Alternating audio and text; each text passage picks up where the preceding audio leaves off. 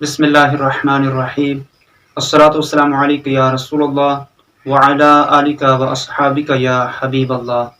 فرمان مصطفیٰ صلی اللہ تعالی علیہ وآلہ وسلم، جو شخص مجھ پر ایک مرتبہ درود پاک پڑھتا ہے اللہ پاک اس شخص پر 10 رحمتیں نازل فرماتا ہے۔ پیارے دوستو السلام علیکم، آپ دیکھ رہے ہیں ابو احمد آفیشل۔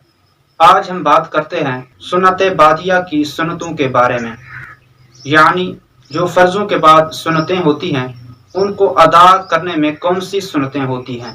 سنت بادیہ کی سنتیں یہ ہیں: جن فرضوں کے بعد سنتیں ہوتی ہیں ان میں بعد فرض کلام نہیں کرنا چاہیے، اگرچہ سنتیں ہو جاتی ہیں مگر ثواب کم ہوگا، اور سنتوں میں تاخیر کرنا مکروہ ہے، اور اسی طرح بڑے بڑے اوراد و وظائف کی بھی اجازت نہیں ہے۔ بعد فرض مختصر دعا پر قناعت کرنا چاہیے ورنہ ثواب کم ہوگا۔ سنت و فرض کے درمیان کلام کرنے سے اصح یعنی صحیح ترین یہ ہے کہ سنت باطل نہیں ہوتی، البتہ ثواب کم ہو جاتا ہے۔ یہی حکم ہر اس کام کا ہے جو منافی تحریمہ ہے۔ سنت بادیہ اسی جگہ نہیں پڑھنی چاہیے جہاں فرض پڑھے تھے، بلکہ دائیں بائیں آگے پیچھے ہٹ کر پڑھنا چاہیے یا گھر جا کر پڑھنا چاہیے۔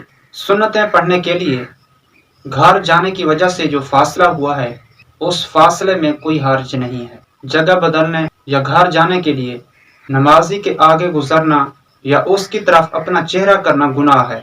اگر نکلنے کے لیے جگہ نہ ملے تو وہیں سنتیں پڑھ لیجیے۔ پیارے دوستو، یہ سنت بادیہ کو ادا کرنے کی سنتیں تھیں۔ اللہ پاک ان سنتوں کو یاد کرنے کی توفیق عطا فرمائے اور ان پر عمل کرنے کی توفیق عطا فرمائے اور انہیں دوسروں تک پہنچانے کی توفیق عطا فرمائے۔ آمین بجاہ النبی الامین صلی اللہ تعالی علیہ وآلہ وسلم۔ پیارے دوستو، جو میرے چینل پر نئے آئے ہیں کائنڈلی وہ میرے چینل کو سبسکرائب کریں، لائک کریں اور شیئر کریں۔ جزاک اللہ۔